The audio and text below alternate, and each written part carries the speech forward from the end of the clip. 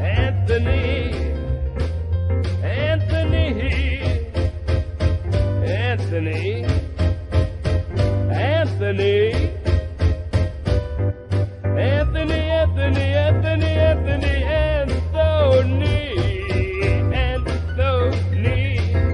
Anthony, Anthony, Anthony, Anthony, Anthony, Anthony, Anthony, Anthony, Anthony, Anthony, A-N-T-H-O-N-Y, Anthony, A-N-T-H-O-N-Y, Anthony, Anthony, Anthony, Anthony, Anthony, Anthony, Anthony, Anthony, Anthony. Hello everyone, it's just gone past 12 midday on Monday the 14th of November, and welcome to the Anthony Webber Perspectives on Unity News. And you'll get my different perspective and Unity News perspective on the days and weeks news and events. And obviously we have a more of a free speech perspective. So if you want to follow me, I'm on Twitter. I'm at Tony_Webber. So welcome to see people there. Or on Facebook, Anthony David Webber. Or if you want to find the new National Alliance account, it's at National Ali. That's National capital N and straight on to capital A-double-L-I. Right, so what news issues have we got today? Well, obviously the Prime Minister, Rishi Sunak, has gone off to the G20 summit and has arrived there. We've got looming this Thursday, the 17th, the Chancellor Jeremy Hunt's financial statement. I'll also be talking about free speech, and also the part Unity News plays in that.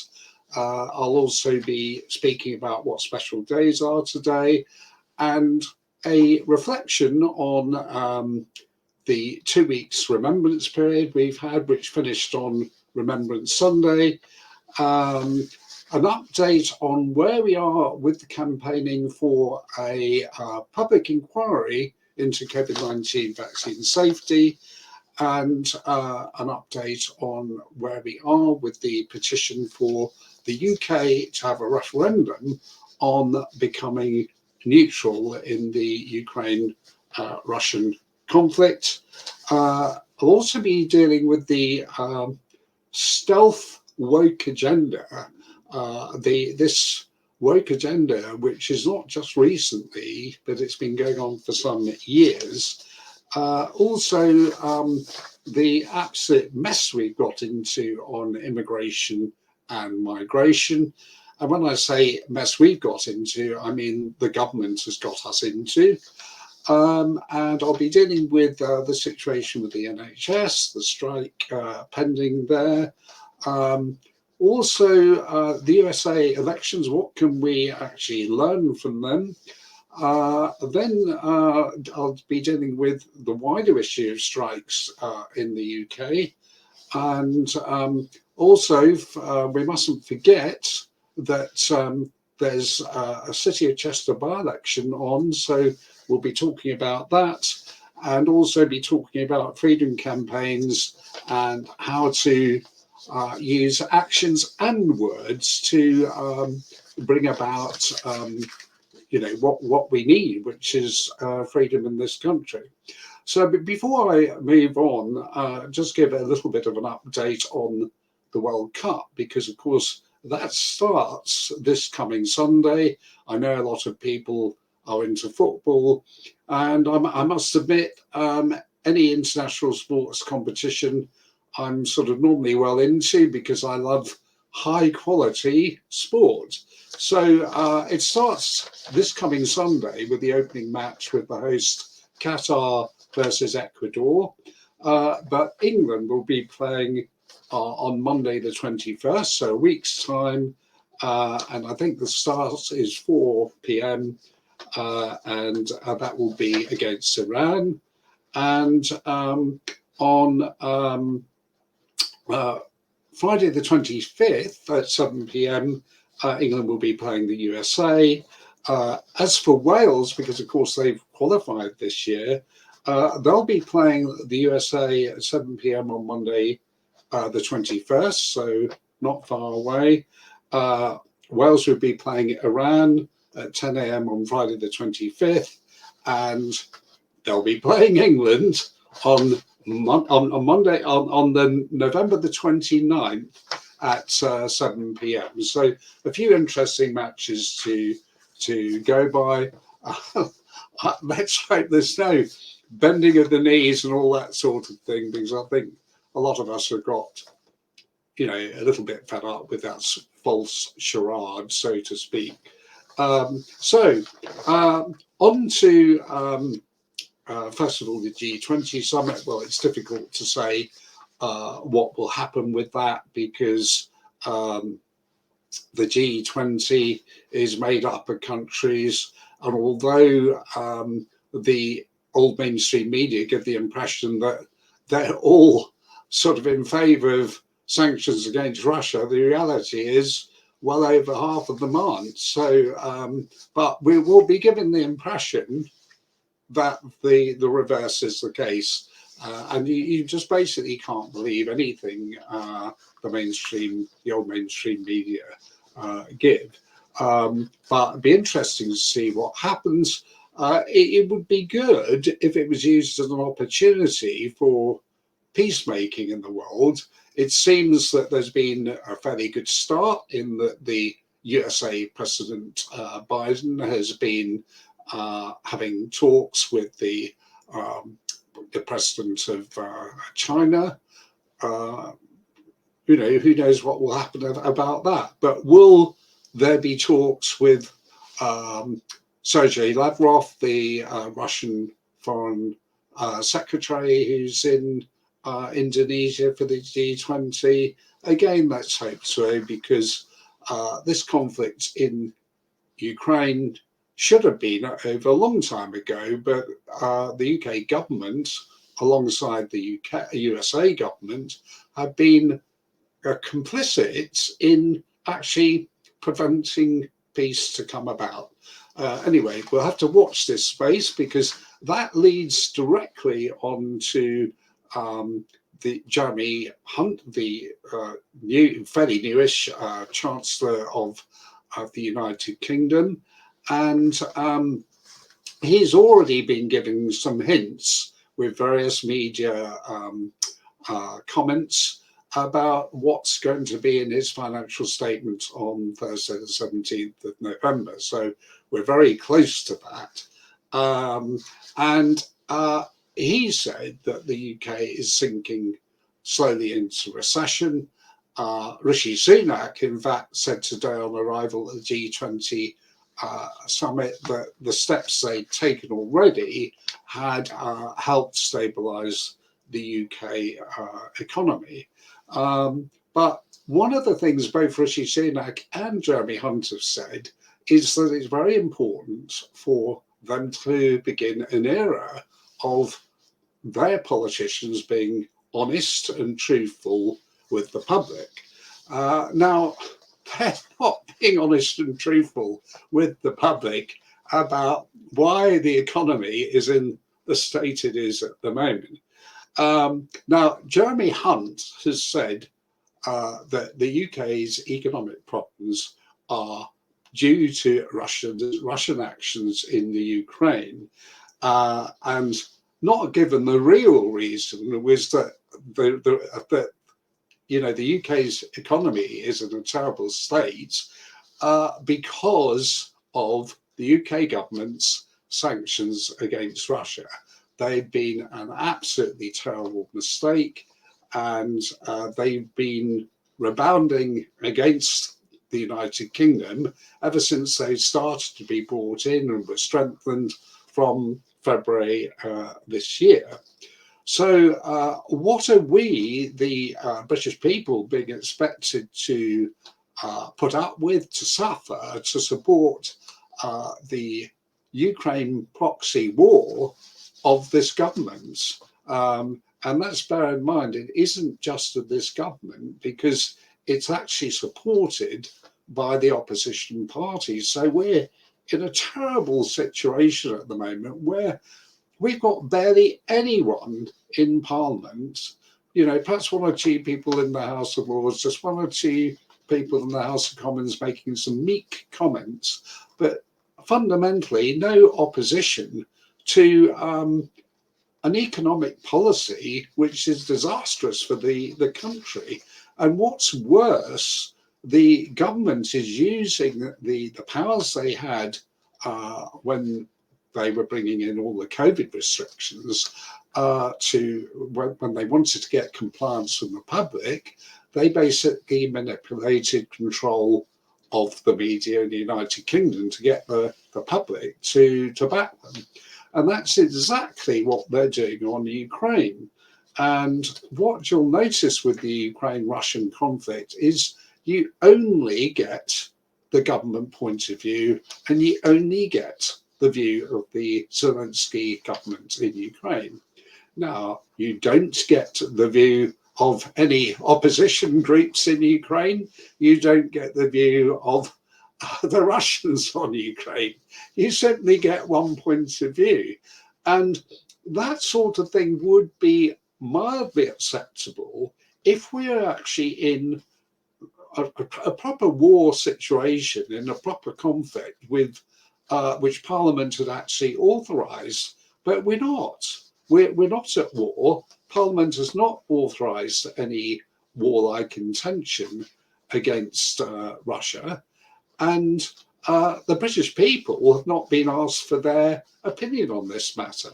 And on this, I would say this is why there is a petition to have a referendum on the UK becoming neutral in that conflict, because the people should be the ones who decide.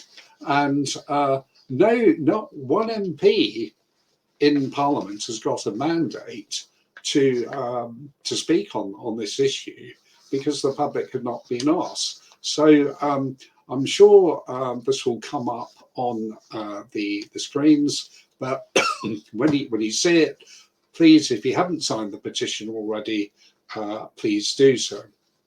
But let's actually have a look at the situation with this pending budget statement. We are told that everyone's going to have tax rises. We are told there are going to be major spending cuts, and this is pretty major. Now, what you have to bear in mind, and this is something which is kept from us by the government and by the government-controlled media, is that this is all for us to suffer for the sake of their Ukraine policies. And why are we expected to support these Ukraine policies? We're told that it's to support freedom and democracy in Ukraine. Well, where is that freedom and democracy? Because they don't actually allow opposition groups politically. They don't allow opposition media. So is that a free and democratic country? No, I don't actually think so.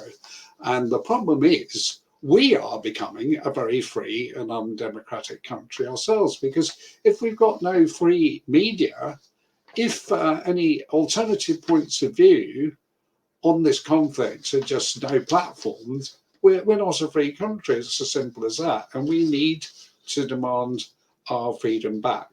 But let's look at, we're going to, after this government spent about 500 billion on COVID-19 measures, most of which were a complete waste of money.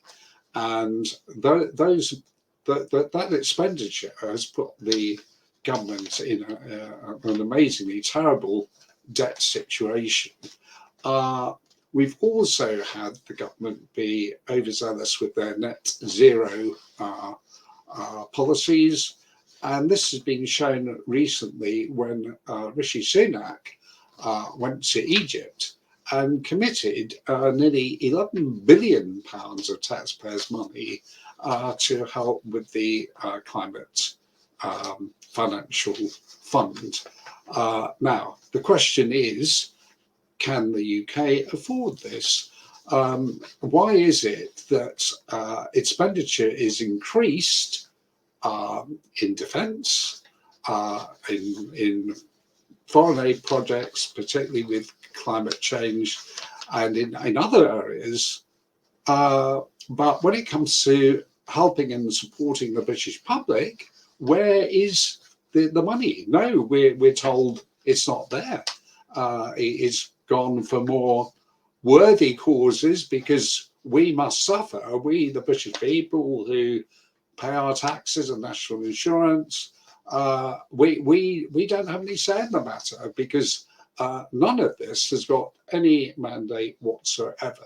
So this Thursday, when this information comes out, I really ask everyone to get behind this petition because it's basically the only way, apart from civil disobedience and standing in elections, that we can fight back. But how many people can afford tax rises?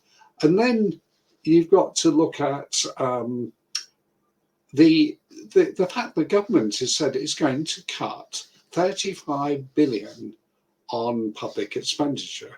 Now, we know what that means because all the government departments have said they need more money because even just to keep pace with inflation, let alone to improve services. So if there's going to be a cut, that means we are going to have even worse cuts. And we are going to suffer with all the national and local services we expect to have. Now, remember back in 2010 when the Labour, when the Tory Lib Dem coalition brought about some cuts. They were senseless, they didn't think them through very well, and it was absolutely disastrous. So we must stand firm and not allow these cuts. And if it means getting in touch with MPs and asking them not to vote for these things, then we must do so, because we're being asked to make these sacrifices simply because the government won't change their policies on Ukraine and Russia. So what we must do is say, you change the policies on Ukraine and Russia, and then we will not need to have these cuts. We will not need to have these tax increases. So that's what we need to be very firm.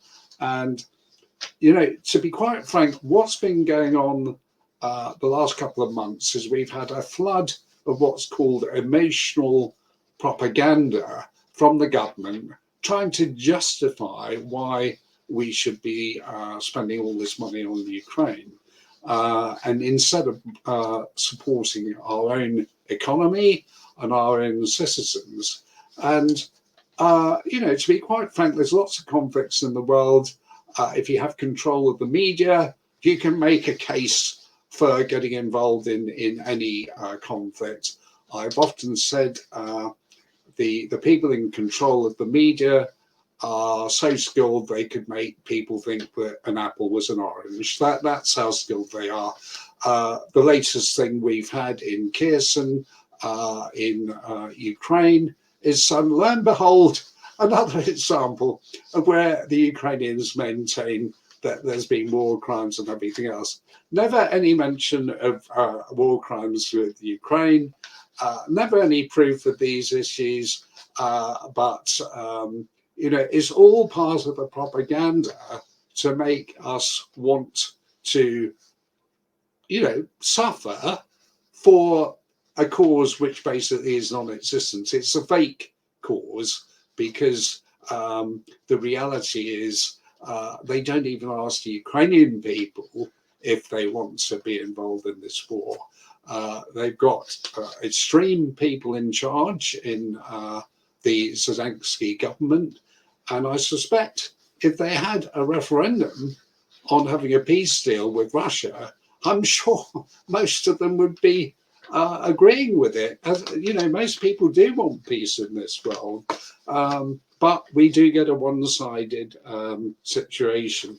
So with Jeremy Hunt this Thursday asking everyone to make sacrifices, we should say no, we're not going to, because you're not actually doing anything except sacrifice the Ukrainian people as cannon fodder, and in fact also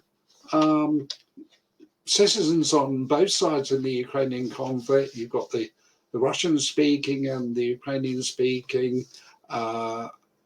They both get subject to shelling provided by our taxpayer-funded armaments. So we've got sort of blood on our hands. No, we should be saying no more of that nonsense. Now, what isn't going to help the situation is we've now got the nurses asking for 17% pay rise. And, to be quite frank, you can understand that because we've got 11% inflation.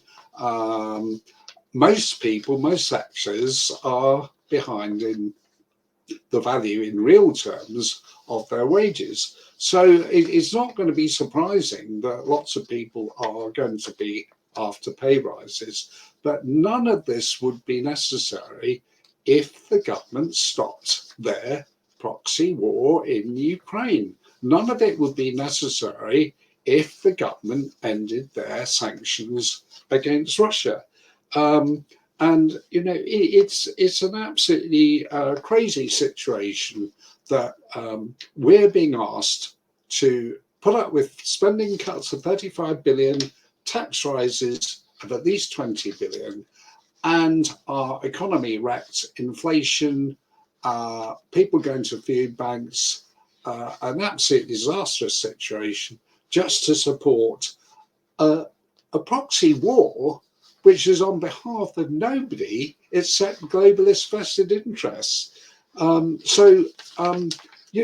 should we be giving more money to defence, which isn't going to be even for the defence of our realm? It's going elsewhere.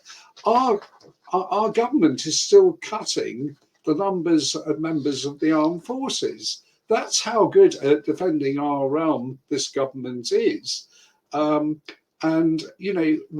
are going into recession thanks to this government and thanks to an inept opposition who are just basically no more than cheerleaders, and it's terrible.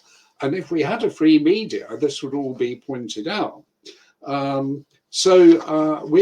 in a pretty awful situation. Now, just going back to exploding the nonsense we're getting from the government and the media about sanctions. First of all, they're barely hurting Russia at all, but they are hurting us. It's pretty obvious with that. But as I've said before, the vast majority of countries in the world are not sanctioning Russia. And that involves 7/8 of the world's population. So it's the minority who are not sanctioning Russia. And would you believe, even one or two of the countries who are sanctioning Russia, they're doing trade deals with Russia. So it's an absolutely crazy situation indeed.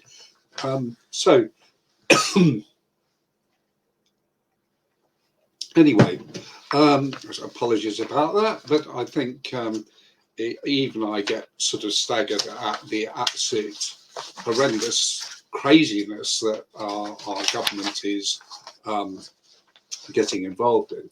Now, another thing which concerns me is the absolute pack of lies the government tells us about how we can pretty quickly become energy efficient. We don't need these energy supplies from elsewhere in the world, and that one of the ways they're going to do it is by increasing nuclear power.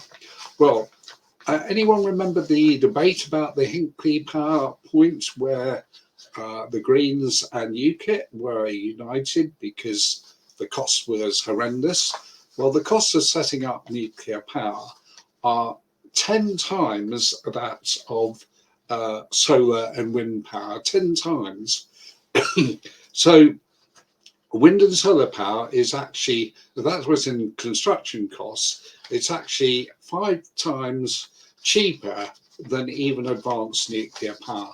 So what the government wants to do is invest taxpayers' money in a very expensive form of energy.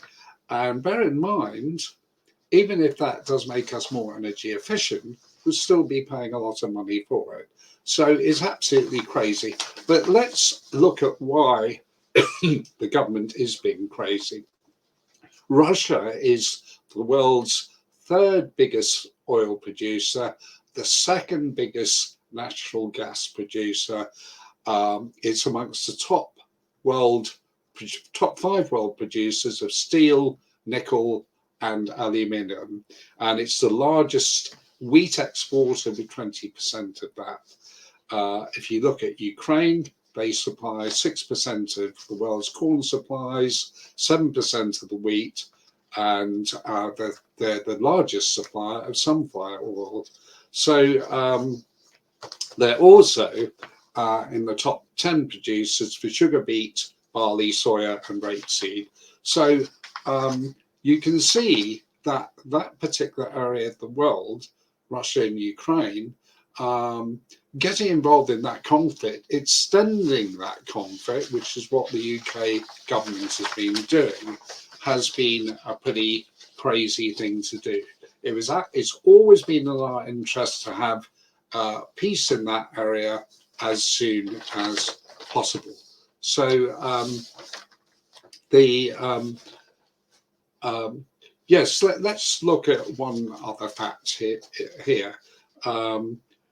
3 years ago, the UK was spending 40 billion on energy supplies. Now it's 180 billion, which is 10% of GDP. So we're talking about absolute craziness by this government, and if only we had a free media, this wouldn't actually last long.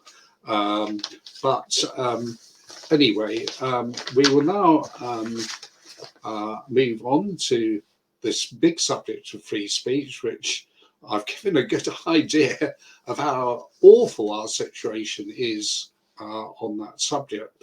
But look at across all the mainstream media. I think you'll find less people are buying newspapers now because they're just putting out a pack of nonsense. Unfortunately, even some of the sort of relatively new media like Talk TV and GB News, they have what I would say is selected free speech. So they do have free speech on 1 or 2 issues, but not on everything.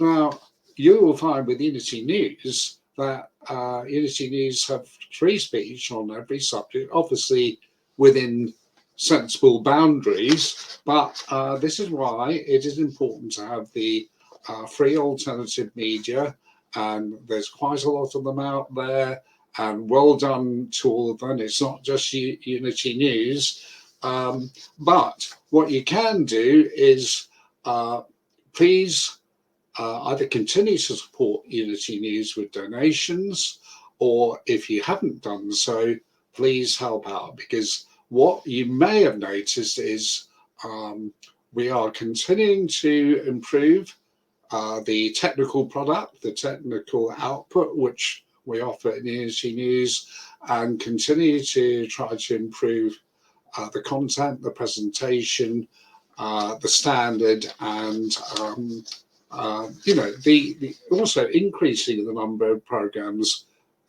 which we actually offer. So anyway, so you know, please continue to support Unity News in that respect. So now the next thing I'm going to do is deal with the issue of what special days there are today, which is one of my favorite parts of the program. But it is the 318th day of 2022, which means there's only 47 days left. So we're marching towards Christmas very, very quickly. And of course, for those who are Scorpios, happy birthday to you. And we know David Clues, the lead correspondent, is a Scorpio. Anyway, on Monday the 14th of November, it's actually World Orphans Day, and that's a day to think of the many orphans there are in the world. There are orphans, of course, in the UK as well. It's National Spicy Guacamole Day. Now that is avocados with hot spices and chilies for those who have got that sort of taste. I haven't. It's World Diabetes Day, and very sadly we got a big diabetes problem in this country, and you know, the facts of the matter are, you know, I'm sure some people watching today have got diabetes problems, but there are all sorts of ways of dealing with this, and that includes natural means. So have a look into that. And anyway, now is a day, World Diabetes Day, to start dealing with that problem. It's National Pickle Day. Now, I've always been somebody who absolutely hates pickles, but I know loads of people love them. It's a bit like, you know, Marmite, do you love it or hate it? But anyway, a good excuse for you to have a pickle today. It's National Operating Room Nurse Day today, and having had one or two operations in my time, you know, I'll put my thumbs up to those who do a good job. It's also Loose Up and Lighten Up Day, and don't we all need that? You know, in all these difficult times, don't we need to loosen up and lighten up? So, you know, with your friends, family, and so on, lighten up, loosen up. You know, have a sense of joy and be upbeat today. It's also Children's Day, so those people who've got children and grandchildren, or you know, if you've got you know, you're a teacher at school or whatever, it's Children's Day. So you know, time to make that day, this day, for the children, a really good one. Now, here's an interesting one. It's National Odd Socks Day. Now, are you like me and you constantly find that you can't match your socks up? Because somehow, however hard you try, the matching socks just disappear. Anyway, apparently it's not embarrassing to have socks which don't match. So you can celebrate that. But if you can find a way of ensuring that matching socks don't disappear, let me know, because that's been a problem over the years, mainly for men, but also for women. It's National American Teddy Bear Day today, and again, for people who are into that sort of thing, who like their teddy bears, you know, all for them sort of thing. Now, a little look ahead to tomorrow, Tuesday the 15th. It's Entrepreneur Day, and I think we're going to need that. Some of us are going to have to be a bit entrepreneurial to survive this economic crisis which the government is inflicted on us. It's National Recycling Day. Well, I'm certainly somebody who does their bit in that respect. So, you know, just remember, if something can be recycled, you know, do your best to do so. National Drummer Day. If only I was musical, if only, but so much respect for people who are musical. And I always remember one of my sons had a drum set, and that gave me a great deal of joy listening to that. It's I Love to Write Day tomorrow. It's National Philanthropy Day, and that's where, you know, you're generous, you're kind, you're helpful to others. National Spicy Hermit Cookie Day. Well, that's an American type of biscuit or cookie. It's Raisin Bran Cereal Day, if you're into that. National Clean Out Your Refrigerator Day. Now, that's an interesting one. I will ask you, when did you clean out your refrigerator? Are you somebody who does it sort of once a week? Or are you somebody who doesn't dare even go inside it because it's really overdue for a clean out? But anyway, tomorrow is the day to clean out that refrigerator. So we've got a couple of weeks on in November. The 14th to the 20th is Road Safety Week. Nothing against normal road safety. Of course, we should be into road safety, particularly with school children's areas where they cross the road and so on. What I hope this is not used by some of the overzealous councils to, you know, try and inflict a few more speeding fines, parking fines, whatever. Half the time they're not even justified. It's also Human-Animal Relationship Awareness Week. And that's great because a lot of people watching have got their animals and have a great relationship with them. Well, this week you can enhance that relationship even more.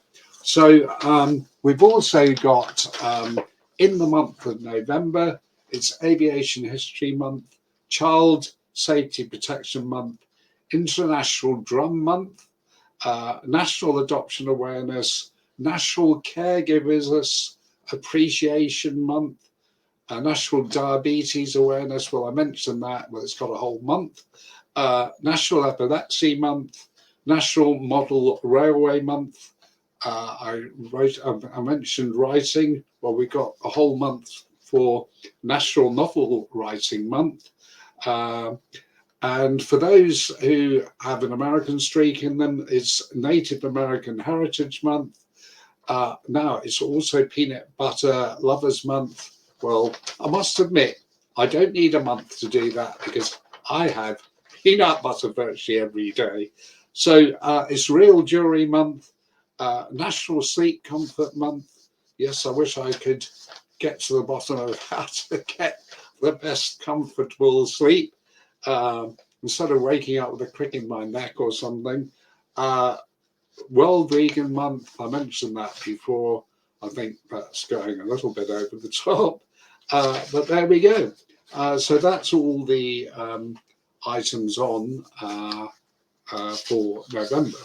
Now, we've just ended the Remembrance Fortnight, which starts basically about 2 weeks before November the 11th and ends on the Remembrance Sunday, which we've had yesterday. And I always like to reflect on the good and the bad things about that. But what I have noticed is that some of the programs are becoming more and more woke, if I can use that terminology, putting in little bits here and there to diminish the value of Remembrance Day and Remembrance Sunday. And, you know, this even comes in if you go to a church service sometimes.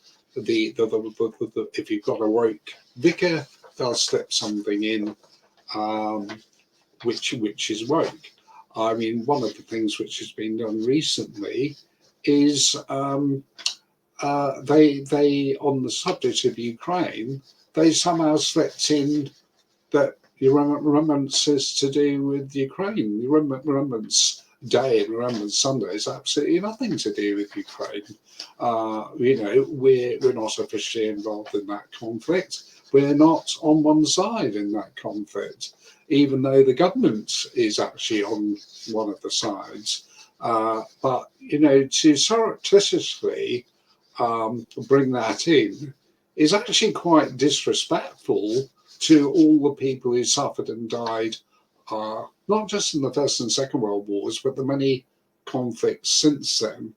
And what I think is entirely disrespectful is, if you remember that we had hundreds of our service people who died in Afghanistan and thousands who were injured, and they were totally let down by the government in doing a deal with the Taliban.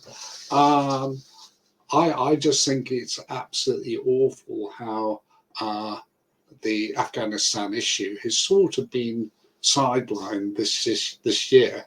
And the reason is, I mean, how can the Defence Secretary, Ben Wallace, effectively take a salute at the Remembrance Parade when he has let down so many of our service personnel in Afghanistan, and not just our service personnel, but the literally thousands of Afghan military and police who died, and many thousand more injured, but more to the point, 26 million people abandoned to feudalism and basically no democracy,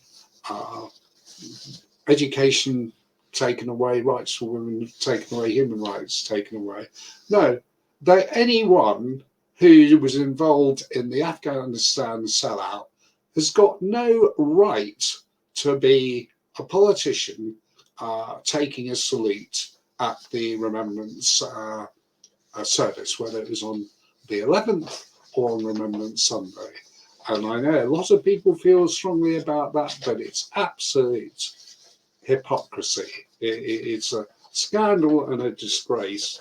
But anyway, going back to what happened on this Sunday, yesterday, on the Saturday before that, we had the Festival of Remembrance, which normally is quite a meaningful program on BBC, but I can only give my own opinion, but I thought this time it sort of lost its meaning. It didn't really know what it was saying. And then the Sunday Remembrance service, I've already given my comments about the situation there. But I also happen to believe that the two members of the royal family who've actually been in action, Prince Harry and Prince Andrew, that's the one place that there should have been found for them to play a part, because they both actually been in action. Whatever one may say about anything else, they both did their bit for their country, and we're a free world. Everyone's got their entitlement to have their own opinions, but I just think when people put their lives on the line for their country, that they should not be excluded from things. One thing I did find interesting on Sunday was watching the Yesterday program, which they had this series called Narrow Escapes of the Second World War. And this one was about the siege of Kohima in, basically the entrance to India, when the Japanese threw everything they could against this small outpost, and eventually they were turned back. And I thought that really did sum up, what remembrance should be all about. But I think they seem to have lost the meaning with a number of the ways that, we look at and celebrate the sacrifices and honour the sacrifices which people have made on behalf of the country. So there's one sort of positive thing, and people may well have noticed sort of towards the beginning of the wreath laying part of the service, was that there were wreaths laid by the 3 British Crown dependencies and British overseas territories. Now, I can claim a bit of credit there because when I was a member of the Guernsey Parliament, I, alongside the Conservative MP Andrew Rosendale, actively campaigned for the overseas territories and the Crown dependencies to be able to lay their own wreaths, the same as Commonwealth countries and others. And this right was only granted a few years ago. And of course, other people took the credit for it, not those of us who worked really hard to bring that about. But I actually get a sense of satisfaction when I see that, to know that sometimes when things seem really difficult, you can still overcome and achieve. And I can tell you that at the time, I was told there was no way the UK government was going to change their mind on that, that they were happy for the Foreign Secretary and so on to do that wreath laying. So I think it's a lesson when things seem impossible. Don't give up. Whatever freedom issue you're involved in, keep on, because you can be successful in the end. Now, a lot of people have sort of said, well, what happened with the follow-up for the petition for there to be a public inquiry into COVID-19 vaccine safety?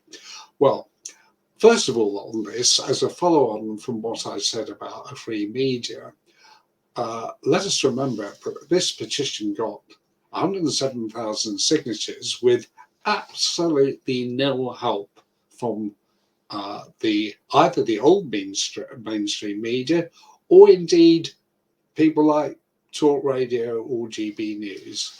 We got there completely because of the freedom movement. Now, we achieved Parliament for the first time ever debating the safety of COVID-19 vaccines. And what we're doing now, with a lot of work going into the best way of following that up. And I'm hoping sometime within the next week to give a bit more information about how we are going to follow that up.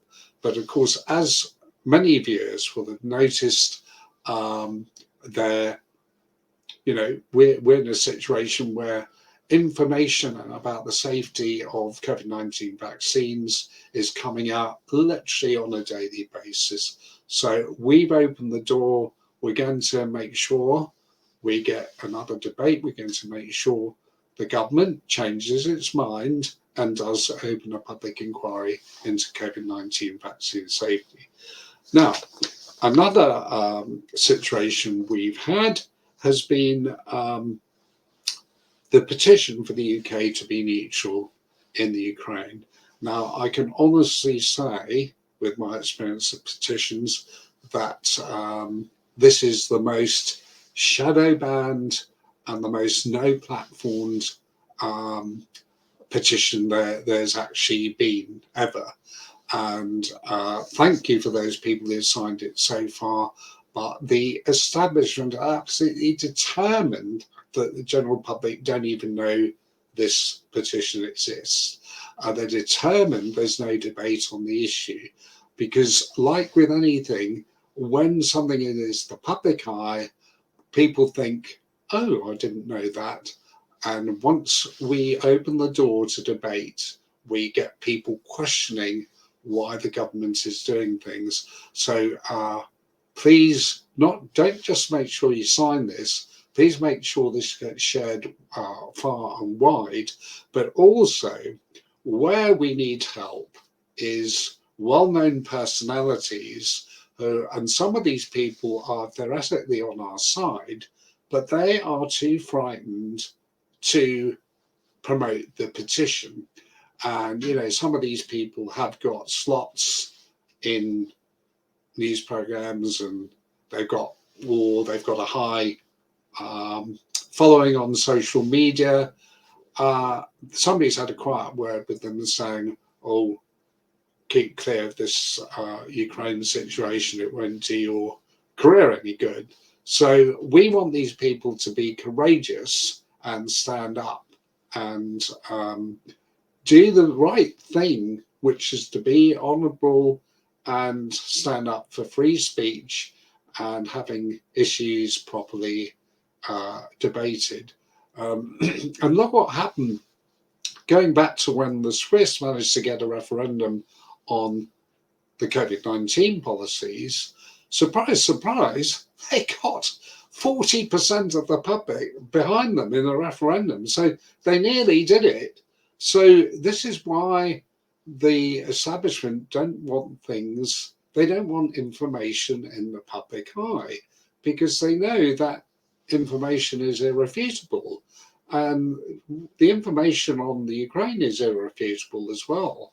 And they don't want the public to know about it. So, do your best on this, please. Now, the next thing is one thing which has been particularly come to the fore over the last few weeks has been the woke agenda coming more and more apparent. Now, what I need to say, and I think a lot of people agree with this, is the woke agenda has been a stealth woke agenda. It's been going on for years and years. What's happening now is they become so confident that they actually are quite open about it. In the past, they've done things surreptitiously. Now they don't mind being open about it. Now, this is a reason for people watching today to consider getting involved, not just in their local councils and local parishes, but try and get involved in government quangos and so on, because you've got groups which are basically anti-freedom, and a lot of these individuals have sort of basically squirreled their way into these groups which make these decisions. And the only way to then turn things around is to actually get on these government quangos and reverse these decisions, because these decisions are slowly but surely destroying the United Kingdom, the fabric of the country, and everything else. Now, why would these people do these things? Well, because they actually think that the United Kingdom is a terrible place, and we basically don't deserve to exist, and they will do everything possible to destroy the fabric of our society. And all these things need to be questioned, but quite often they do things in small but little ways which we might not object to. Now, here's an example. Some years ago in some institutions, they said, oh, we're not going to have people in certain offices if they've been in fascist or Nazi organizations. Now, what happened with that is that got changed to anyone who had perhaps a connection or could be considered right-wing or patriotic or whatever. So the definition of somebody who's an extremist got extended so far that it could cover almost anyone that you disagreed with. So the answer is you shouldn't have political discrimination in any form at all. You know, we've had a lot about don't have religious discrimination or racial discrimination or whatever. But the big thing is political discrimination, and it does need to be removed. The only thing which perhaps there is a justification for discrimination on is when people are violent and want to kill people, want to harm people. Of course, that's not a satisfactory situation. But to discriminate against people politically is not an acceptable situation. But let's look at one example of wokeness recently, and that is the situation regarding the Arts Council of England. Now, virtually overnight, they've taken away all of the grants to the English National Opera to the extent that it's virtually going to destroy them. And they've given a lot of grants to a lot of so-called local, so-called communal type arts groups. But when you look at them, they've all got a woke agenda. So here's an example of a government Congo type body which has been taken over and is acting against the national interests. So we've got a huge task on our hands to make sure the cultural identity of this country is actually protected. Now, next thing I need to deal with is the immigration and migration situation. Now, we know that we've got a problem with this government that they want to increase immigration. There had been increasing immigration, particularly via visas. But if you look at the migrant situation, we've had over 40,000 migrants come across the channel this year. So we've barely had nine months or so, and that's the size of two small towns. Now, that to me is nothing short of aiding and abetting the invasion of your country. Now, we've had Suella Braverman, who's the new Home Secretary, who's just signed yet another deal which the UK government has signed with France, bringing up the money we're paying to France to 68 million, so it's up another 8 million, theoretically to increase people keeping a guard or watch out on the French shores, theoretically increasing the numbers of people from 200 to 300 to do this job, but apparently not starting for some time. Now, is this going to do anything to the problem? I doubt very much indeed. And we have to look at it from the French point of view. If you were a French person, would you be that bothered if migrants went from France to the United Kingdom? I doubt it. I doubt it very much. Now,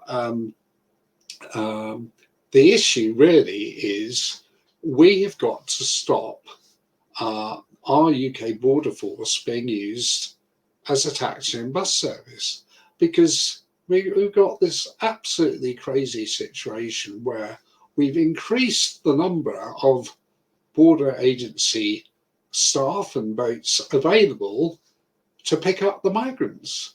So it's no surprise that we've had more migrants coming, because they know that they will be picked up, and they know that once they're in the UK, they're in a logjam situation, and the reality is hardly any of them ever get sent back. Even if you're a failed asylum seeker, you still stay.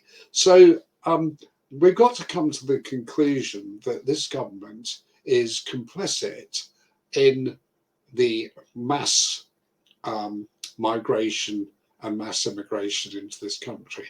Now, we are in a terrible economic situation. We've got people going to food banks, yet this government can afford literally millions and millions of pounds of taxpayers' money to put up migrants in hotels. Now, my view on this subject is very, very simple. First of all, those staff working for the UK borders agencies is getting to the point where people should refuse to serve them in pubs and everything else, because they are complicit in doing nothing to defend our borders.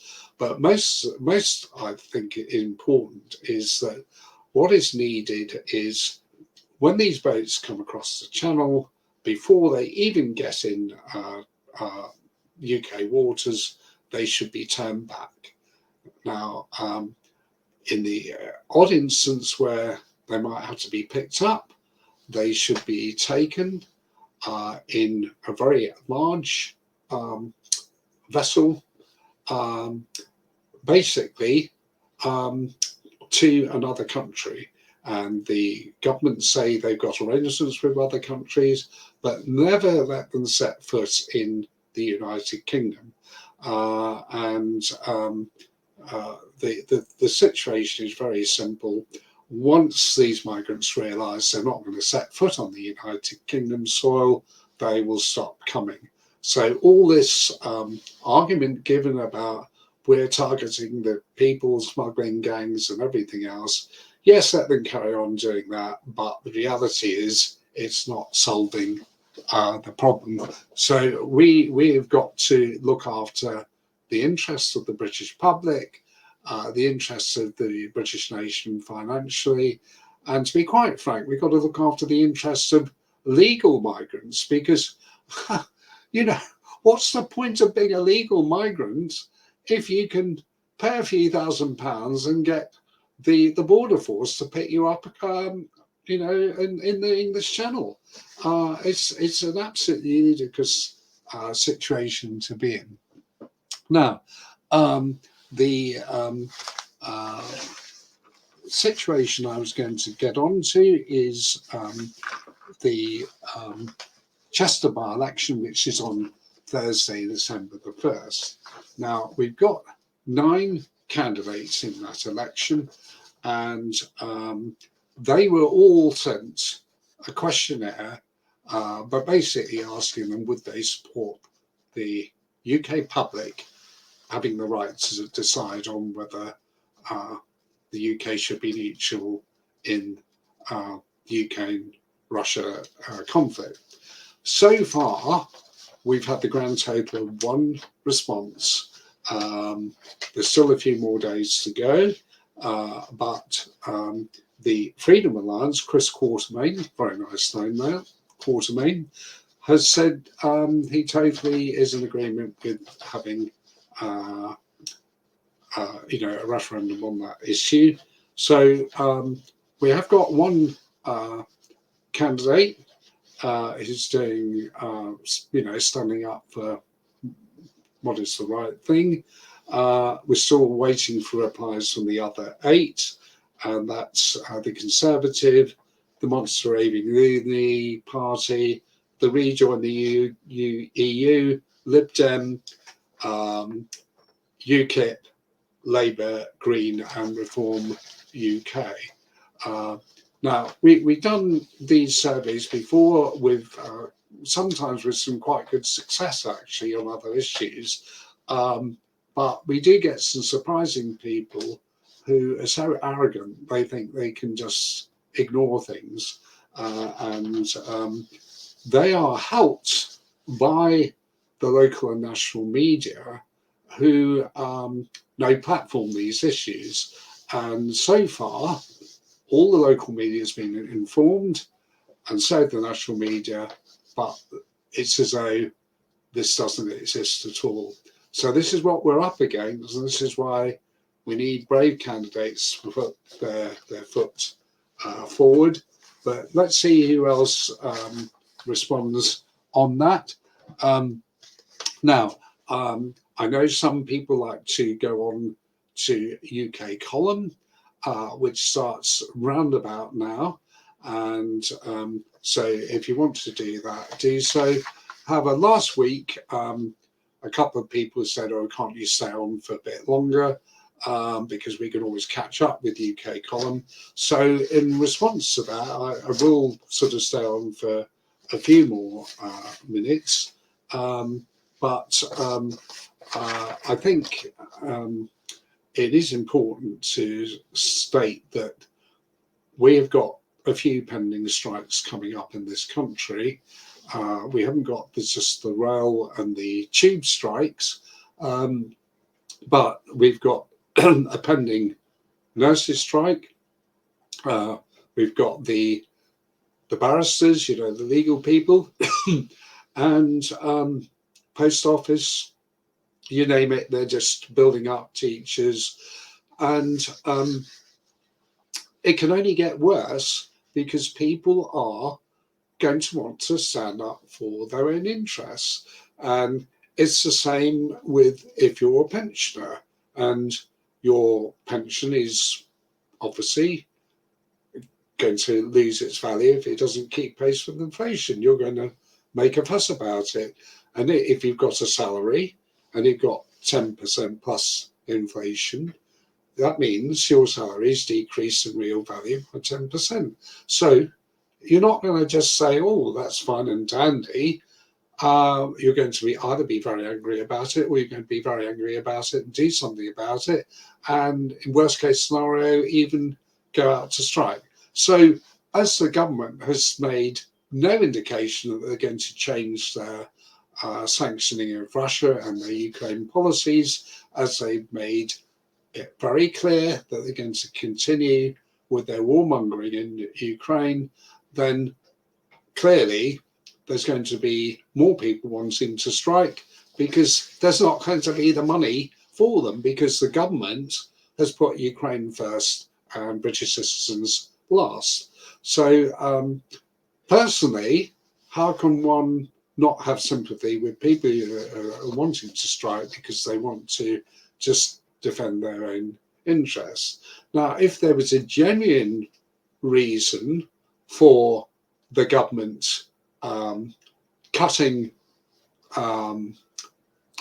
services and for increasing taxes, then that would be fine. Maybe I wouldn't support the strikes, but as this is all to support their proxy war in Ukraine, I'm afraid I've got nil sympathy for the government at all. Now, there are lots of things which can be done to fight back against the government, and I've explained at least one with the petition. But it is important for people to consider standing in local and national elections, and we will have a national election no later than January 2025. That's the latest the Conservative government could hold out for. And I seriously ask people to look at standing. Now, at the moment, I know there are efforts going on behind the scenes for some of the freedom parties to have more of a working together so they don't stand against each other as effectively they are in this by-election in the city of Chester. But we're going to have some uncomfortable choices to make. If you look at, say, the Reform Party UK, they say they've got 300 candidates standing across the country. They will be fairly strong on things like the woke agenda and one or two other things. But they're not going to stand up on all the freedom issues, as we well and truly know. And that is a problem. So we all of us as voters are going to have to make decisions as to who is the first or second choice. But I still maintain that we have to learn from the lessons of the National Rally Party in France, where they recognise that French people like a little bit of green, a little bit of liberal, a little bit of socialist, a little bit of conservative, and that's all, the cream of those policies are in the National Rally. Now, one of the problems we do have with alternative parties in the UK is they quite often are simply alternatives to the Conservative Party, and that isn't what the makeup of the British public is. You need to have an alternative which is the best of what all the parties offer. That's what is needed, in my humble opinion, in the UK. Now, we need to learn lessons from what's happened with the USA elections. And as somebody who gets very involved with UK elections myself, I've been presiding officer many times and got involved with vote counting, etc., as well as having been an elected politician myself in my own locality a few years back. I'm very concerned about proper democratic procedures, voting procedures, and things being done properly. So we know that in the United States there have been all sorts of allegations about misappropriation of votes and so on. I personally think you shouldn't use vote counting machines. I think they're too easy to manipulate, and certainly if you're going to have a recount, it should be done by hand. But that's my own personal opinion. But you look at the USA elections, they've been in a terrible situation, and I think there are lessons to learn on the Republicans versus Democrats situation. Now, we had an example in a sort of mini referendum in one of the states a few months before these elections, where it was quite clear 20% of Republicans supported the right of the woman to choose regarding the issue of abortion. Now, to me, the Republicans have made two major mistakes in this election. One, they got too closely affiliated to those who don't think a woman has the right to choose on the issue of abortion. And secondly, they got too closely aligned to Donald Trump. And we know a lot of people on the theoretical right in American politics simply don't support Donald Trump, with all his pluses and minuses. And I'll give you one minus. He was the one who signed the sellout deal with the Taliban in the first place. So to me, the lesson from the American elections is they need a new, dynamic and younger politician to take the lead. It might be DeSantis. It might be the Hawaiian senator who left the Democratic Party, who seems to be able to cross the bridges when it comes to USA politics. But there are certainly lessons to learn, and what we need to learn with UK politics is to prioritise what issues are actually needs to be in the forefront. And I think personally it's our basic freedoms which need to be number one, and there are a lot of sort of side issues which really they're important, but they're not as important as our basic freedoms. So we have got coming up a number of campaigns on the freedom front. What I'm going to try and do with future programs is to try and prioritise them so people know which ones really merit support. But we're now coming up to 1:15. So I thank everyone for watching and listening today, and please tune in next Monday, and in the meantime please tune in to all the other programs on Unity News. So enjoy the week and all the best to you. Thank you. Anthony, Anthony, Anthony, Anthony, Anthony, Anthony, Anthony, Anthony, Anthony, Anthony, Anthony,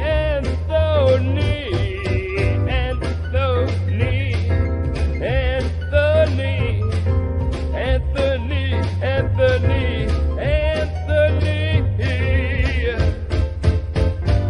Anthony, Anthony, Anthony, Anthony, Anthony, Anthony, Anthony, A-N-T-H-O-N-Y, Anthony, A-N-T-H-O-N-Y, Anthony, Anthony, Anthony, Anthony, Anthony, Anthony, Anthony, Anthony.